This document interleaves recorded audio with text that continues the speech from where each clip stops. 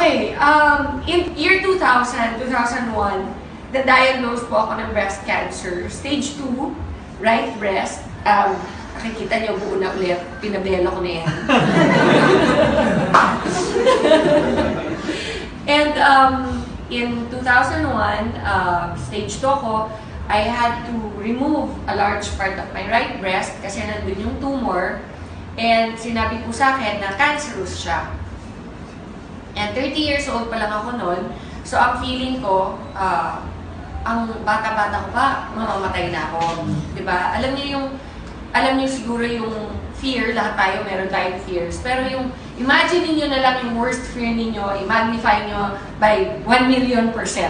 Ganon siguro yung dumating na fear sa buhay ko. And yet, at the time, because I was already Christian, which is why it's so important na talagang may relationship tayo kay Lord, is because pag dumating yung mga pagsusubok sa buhay natin, kahit na meron possibility na we won't make it, diba? There's a possibility na kunin na nga tayo ng tuluyan ni God, at least meron kang peace of mind deep inside na kahit ano pa mangyari, alam mo kung saan ka pupunta. Alam nyo, that gives you so much peace. And in spite of all the fear and all of that, talagang nagpursige. I prayed so hard. Sabi ko, Lord, kung trial lang to, kung may dahilan ka, kung may purpose ka para sa akin, why I am going to go through this journey, kasi everyday naman sa buhay ng tao is a journey until makarating ka na sa iyong dapat puntahan, which is either heaven or hell. Diba? And for us, hopefully, it is heaven, all of us. And during that journey, I prayed so hard that He would show me the reason why He allowed that to happen in my life. And that is when, after my first chemotherapy, where I lost all my immune system, ang average po ng immunity ng white blood cells sa katawan ng tao is between 15 and 20,000. Ang akin po, bumagsak ng negative. As in, walang-wala na. Ubos. In fact, so much so na kapag may pumasok na nurse na may sipon or nanggaling sa isang restaurant na meron siyang hinawakan na bagay na may virus or whatever, pwedeng ipasa sa akin, for sure I'll die. It was that bad, my immune system. Naka-reverse isolation po ako sa hospital. Which means naka-bubble, yung kama ko, naka-plastic siya. So, bawal kahit anong virus na makapasok po dun sa room ko. Kasi my health was so detrimental na even somebody na kakatawa man na nagkulangot sa labas at pumasok sa kwarto ko, pwede na akong hawaan ng whatever virus at mamatay ako. It was during that time that I begged my doctor to allow me to have a laptop. Kasi imagine niyo, kunyari, itong stage na to, naka-cover ng plastic. Okay? At ako'y nasa loob, in a bed. Ano magagawa mo doon? Wala. Sabihin mo, can I borrow a book? The book, they don't know where it came from. So, they don't know kung may nag-handle na may virus. So, bawal. Can I watch TV? You cannot watch TV kasi, alam nga, ipasok nila yung TV sa loob ng bubble mo. So, nothing, bawal lahat. Ang pinag-pray ko talaga, Lord, bigyan mo naman ako ng laptop. Kahit ano lang, para meron akong nagagawa sa loob. And they had to buy a brand new sealed laptop and give it to me inside. It was a nurse that came. She was naka-rubber outfit. Alam mo yung mga uniform ng nurse, di ba? Blue. Pero ito, yung nurse ko, naka-blue pa rin siya, pero rubber yung uniform niya. Okay? As in plastic na makapal. Yun ang suot niya. Pinasok niya, naka-seal yung laptop, binuksan ko. Fortunately, may outlet sa loob ng bubble ko. So, nakapag-laptop na ako. And that's where I started to research for myself, what is cancer? How can I help my immune system? Lahat ng kinocomplain ko sa doktor, alam niyo, pag nagkikimo kayo, may 100 problems that come with it. Sabi nila, chemo is supposed to cure your cancer. But they don't tell you that it kills your immunity. Okay? 100%. They don't tell you that one of the major side effects is pounding headaches every day. So, di ba habang nagagamot ka for your cancer, binibigyan ka naman ng ibang mga problema. So, pag nag-complain ako ng masakit ang ulo ko na parang akong may migraine, magdadala ulit another gamot. Na yung another gamot naman na yun, nakakasuka. So the whole day, nagsusuka ka. Okay, tapos bibigyan ka naman another medicine to cover naman din pagsusuka. So, ano siya, parang siyang domino effect. Until I really thought, there has to be a natural way. Kasi puro gamot, puro pharma ang binibigay sa akin. Eventually, ang naisip ko, my God, magsasuffer sobra yung liver ko and my kidneys. Puro gamot ang binibigay. How will I be able to heal even if I overcome cancer? Okay? What about the rest of my body? What about my kidneys and my liver and my heart, which has gone through so much because of the chemotherapy? How am I going to recover from that? That's when I started to do all the research online. How to boost your immunity naturally. And you know, honestly, it's amazing. Ang daming ways na mag-boost ng immunity natin naturally. Sleep is the #1 way. You have to rest. Okay? Sinasabi nila, the only time your body heals is when you are sleeping. Did you know that? Di ba, iniisip mo, relax, beach, okay yan, di ba? That doesn't matter. You can relax in the beach. That's enjoyment. That's not healing. Healing is sleeping. It is so important. But there are other ways you can help with products like our barley. Ang daming product na pwedeng gamitin. But did you know? The #1 in the whole world that God created Himself is barley. Okay? Kaya process of elimination, isa-isa kong ni-research yan. Imagine, I had 9 months in that bubble to discover what God really created. That is the best for our immune system. And during the time, you have to remember, di ko naman alam na someday I'll be standing in front of people like you. Ang purpose ko lang during the time is for my own healing. Yun lang yung focus ko na, okay, so kung ginagawa mo yung research and yung training of your own knowledge for yourself, it doesn't matter about anybody else at the time. Gusto ko lang mahila ko sa sarili ko. Okay, so that's how I focused my research. What will help me? You know, there's a saying, knowledge is power, correct? So you have to become knowledgeable. You guys this is now your business.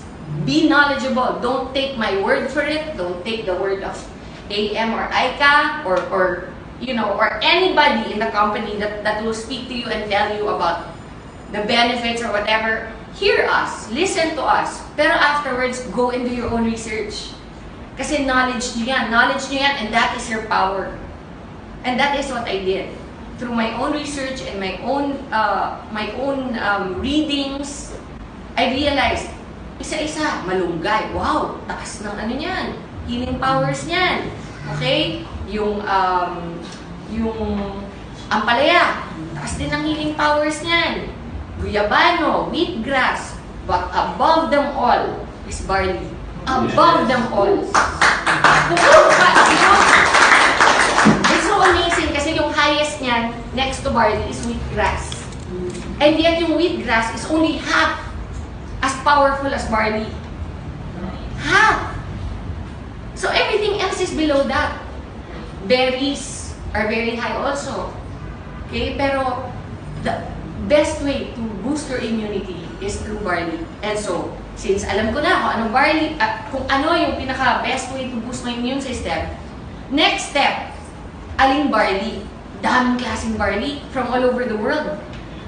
Okay, meron India, may China. Actually, barley can be grown in any cold country. May US, okay, everywhere. New Zealand. The best is from Australia. And only one place in Australia grows barley. Why? Because the weather, the soil, the way it is planted and harvested, the way it is treated in the plant, so that the integrity and the purity of the product itself, of the plant itself, is contained 100%. So pagdating po sa packaging natin, everything, until it gets to your table, until you open it and put it in your glass, it is still 100% there, as if it was the day they harvested it itself. That is how amazing our barley is. Now, how does barley affect people? We're not a pharma company. We don't do a million tests. We believe in what God says. He promises certain things and try it. What have you got to lose? For me, I was already in the hospital. Nasa hospital na ako. Lahat ng sinasabi ng doktor, ginagawa ko na. Lahat ng gamot, tinetake ko. And yet, bakit? Hindi nila ako mapagaling the way nag-recover ako nung nag-barley ako. Yes. Kaaway ng mga doktor ang mga natural products. I have to be honest. Because they don't make money from natural products. That's the beauty of I Am. I Am has made it available to you so that you can make money from natural products. You know, during my first chemo, I was in that bubble. I was thinking already things like, pag namatay ako, kamusta kaya yung anak ko? Sino mag-aalaga? All the things that you don't think about when you're 30. And I was already thinking, and accept ko na, okay naman daddy niya eh, kahit ibalay kami. Mapapalaki niyang mabuti yan. Andiyan naman mama ko, my sisters, di ba? Little did I know that God had a plan. That someday, what now? That was 2000. 17 years later, I would be here with you. Yes.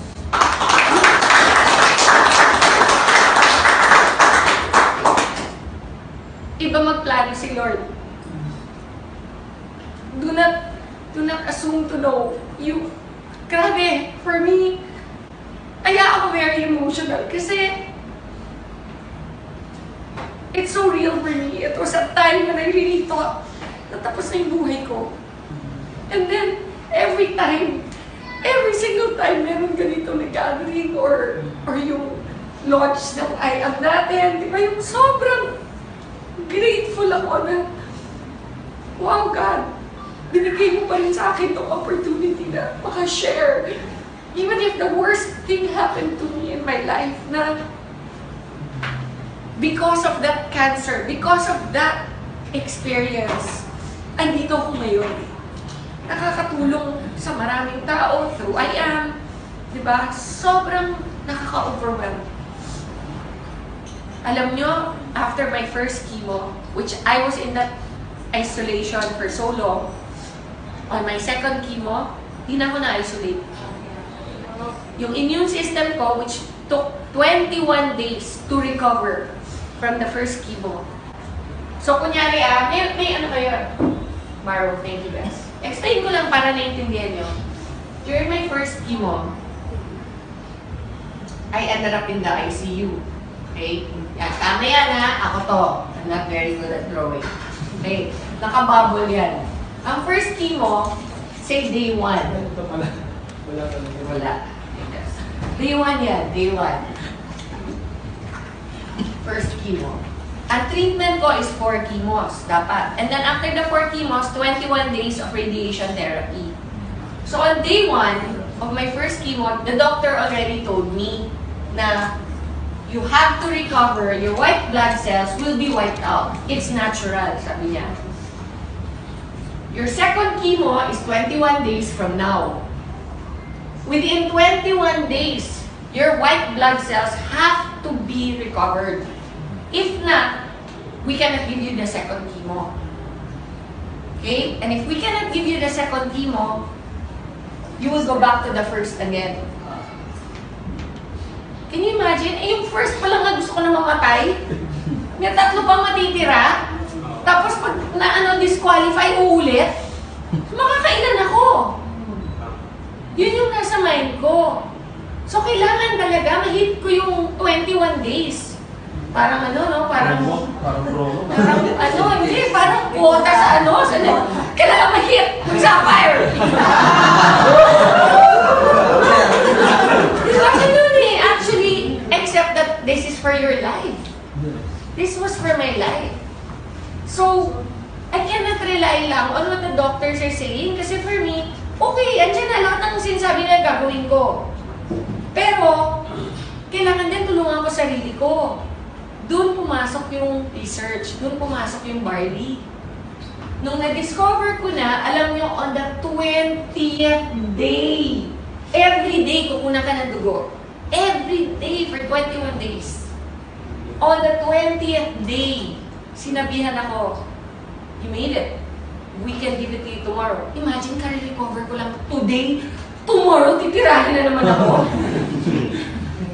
Alam mo, gusto mo sabihin, pwede time out kahit 1 week lang, please lang, para normal yung feeling ulit. Ang feeling kasi dito, parang kang gulay. Hindi ka makabanyo on your own, kailangan may nag-aalalay sa'yo. Hindi ka makakain ng tama, kasi lahat ng, ang bibig mo punong-puno ng mga singaw. Okay? Walang lasa. Lahat ng kainin mo, tastes like metal. No, promise. No, no. Alam mo yung sasabihin nila, do you know what metal tastes like? Me, I know.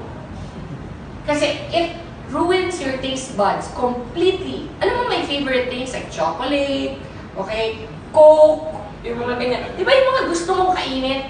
Burger, lahat na ipasok ko sa bibig ko, lasang metal.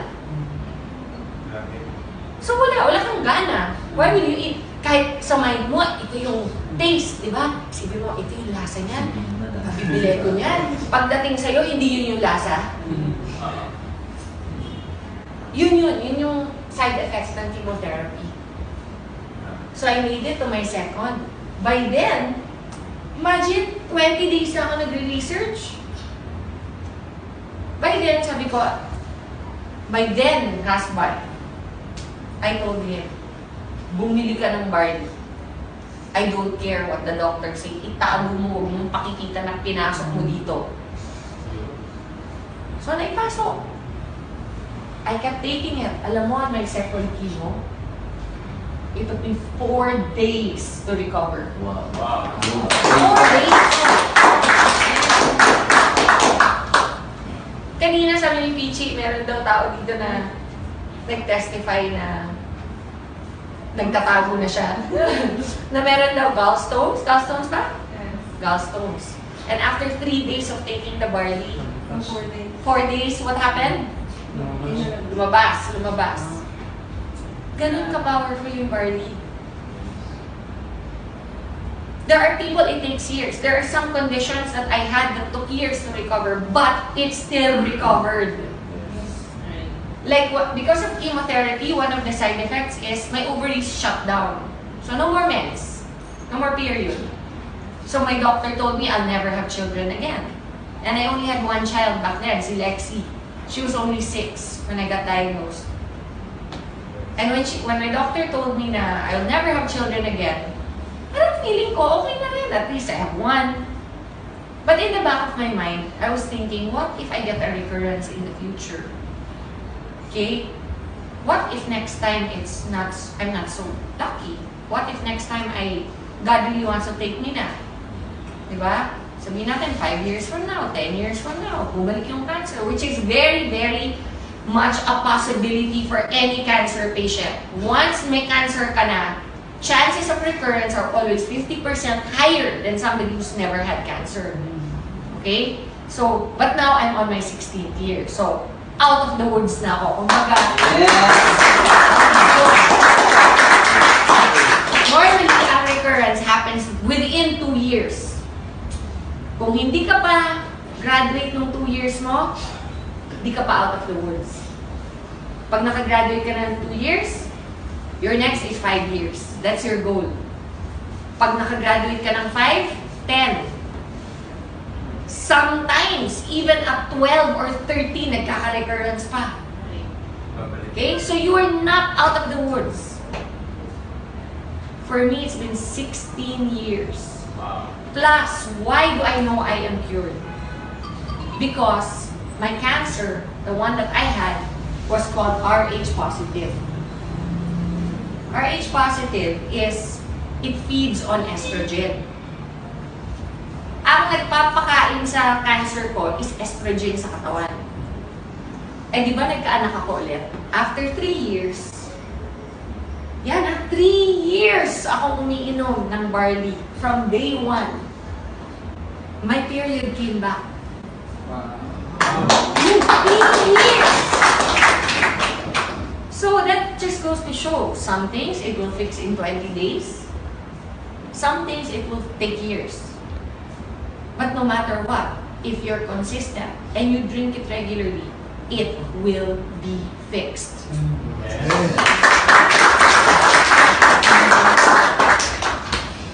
So on the third year, I got pregnant and I have my son. During my pregnancy, all my doctors were going crazy.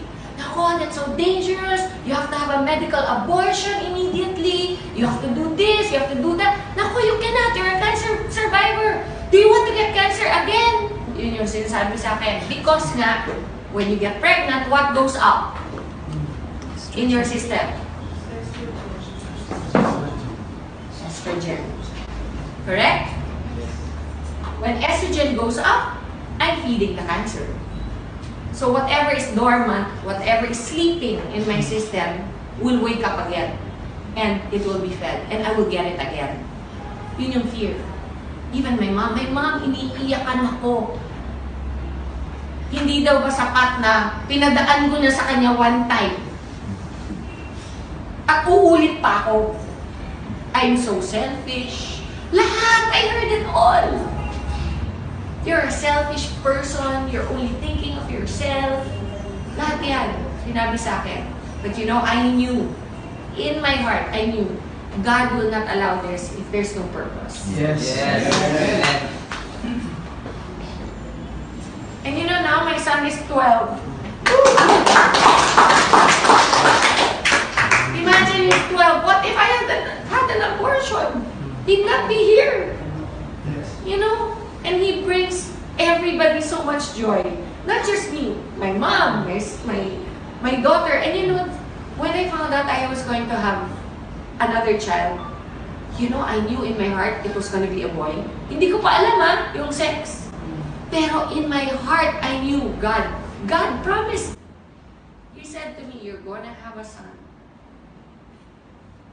You know, from the day that I knew I was pregnant, alam ko lalaki. And I knew also that, you know, I was reading Malachi.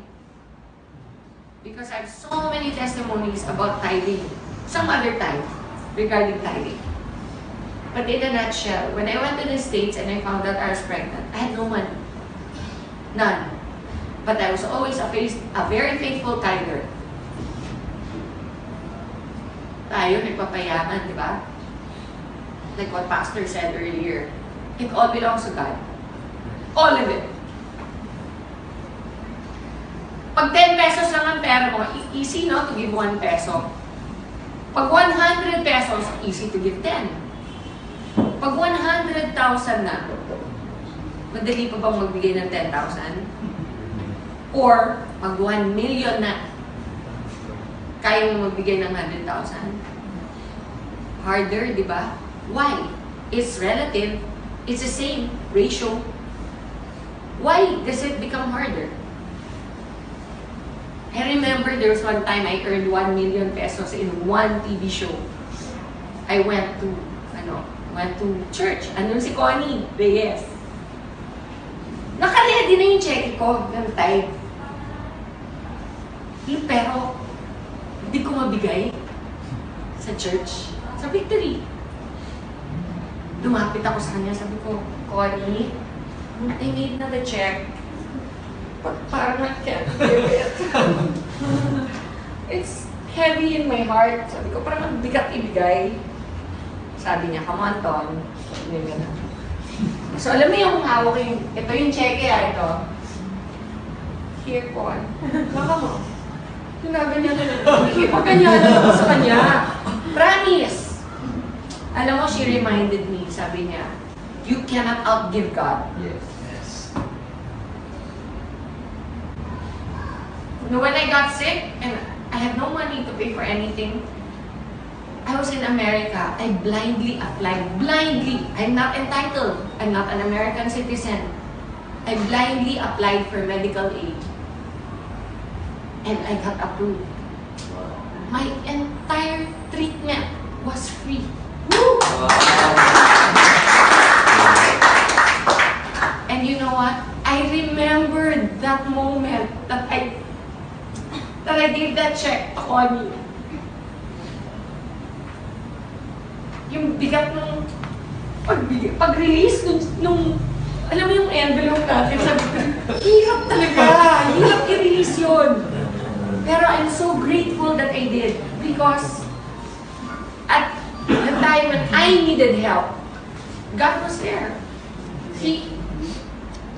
I calculated how much it would cost. 5 million to 3. What I got in pesos, $100,000 is what it would have cost. Back then, it was 5 million. Ngayon siguro, doble na yan. But I didn't pay for anything. Even my yung maintenance ko everyday, yung tawag nila ng tamoxifen. Normally, one tamoxifen is $100. And I have to take one every day. You know how much I was paying? $1 for each one. You cannot outgive God. So, okay lang na magpayaman. But don't forget what Pastor said. The money isn't ours. We're only stewards. So, ayan, sidetrack tuloy ako. Okay, anyway, so, because of the estrogen, everybody was fearful for me to get pregnant, but I had my son. And he's completely well. Alam mo, I only have one breast to breastfeed him. Because they had radiated my right breast. So when they radiate, I actually asked my doctor, how's that? What if I have another, eventually if I have another child, you're never gonna have another child. Alam mo yun, when somebody speaks into your life like that, how hard it is to receive and accept. But what if? No, you will never. No, but I'm just saying hypothetically, if. Don't do that to yourself. It's never going to happen. Ang kulit talaga. Alam mo yung, ganun ang demonyo eh.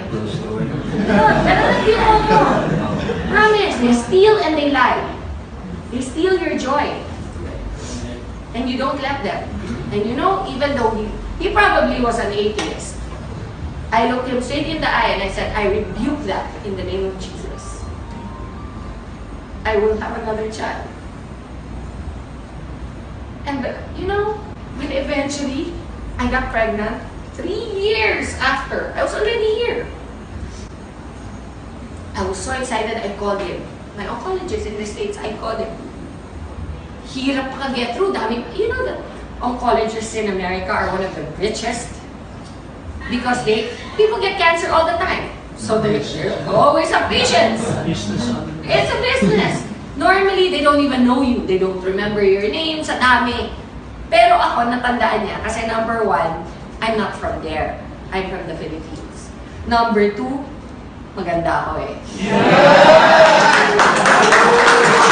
What can I say? Diba?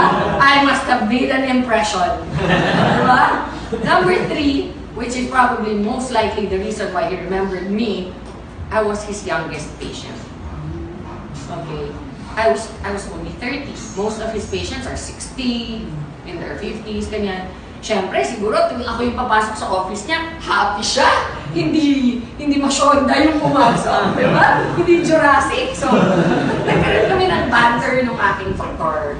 And I called him. When I called, I got his secretary, and the secretary said, oh, who is this, please? Sabi ko, this is Maritoni from the Philippines. Oh, one moment, please. Ang bilis, sumagot yung doktor ko. Sabi ko, hi, Dr. Cooley, do you remember me? Sabi niya, how can I forget my beautiful patient?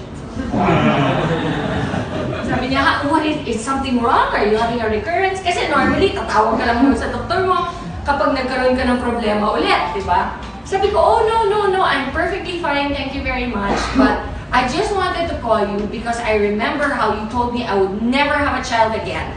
And I just wanted to share the good news with you that I'm going to have another child. Those were my words. I'm going to have another child. There's silence on the phone, no? And then he goes, well, you know what? I'm really glad you decided to adopt. Ganon siya ka-certain that I will never be pregnant again. So I said, no, Dr. Cooley, you don't seem to understand. I'm pregnant. Again, silence. God, are you there? Are you still there, Doc? Sabi niya, no, that's not possible. Sabi niya sa akin, sabi ko, no, Doc, I'm pregnant. And I'm gonna have a son. Kasi by that time, alam ko na, no, I was already mga 4 months pregnant. And he said, oh, no, wait, what did you do? So, what did I do? Oh, I had sex.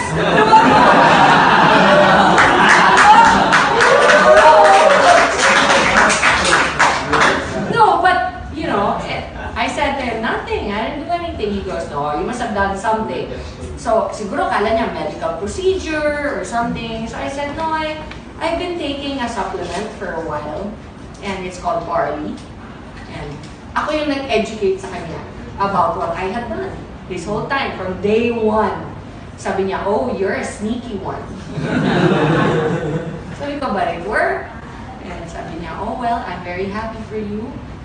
You know, and in as much as we are not allowed to recommend those things, being doctors, we do not stop our patients if they want to. Sabi niya. So, imagine, that's my oncologist na. He's the one that told me I'll never have a child again. He's the one that told me that, you know, if I get pregnant, for sure I'll have a recurrence. And yet, here I am. My child is 12 years old. I'm 100% in good shape. I would like to say I'm in more than good shape.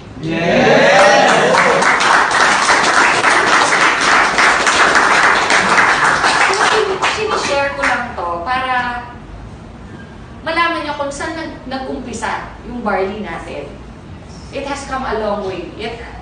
When I first met AM, you know, and he told me he was interested in the barley, parang protective pa ako. Di ba yung parang ayokong i-share? Kasi parang ang feeling ko, baby ko to eh. This is my baby. This is what helped me survive.